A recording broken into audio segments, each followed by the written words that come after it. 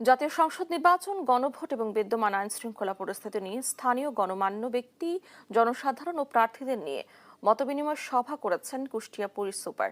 বৃহস্পতিবার দুপুরে শহরের রাইফেল ক্লাবে কুষ্টিয়া মডেল থানার আয়োজনে মতবিনিময় সভায় প্রধান অতিথি ছিলেন কুষ্টিয়ার পুলিশ সুপার জসিমউদ্দিন। এ সময় তিনি আগামী নির্বাচনকে সুষ্ঠু ও শান্তিপূর্ণ করতে সব ধরনের পদক্ষেপ গ্রহণের আশ্বাস দেন।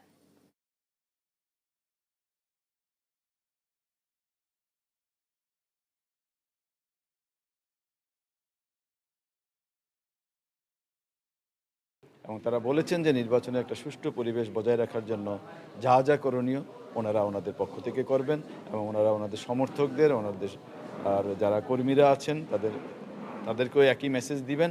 সেটা আমাদেরকে আরও বেশি আশাবাদী করেছে। 16টি অস্ত্র এখন আমাদের শুধু বাইরে আছে, তার মানে আমাদের অস্ত্র উদ্ধার হয়েছে। হ্যাঁ, এই ধারাটা আমরা অব্যাহত রাখছি।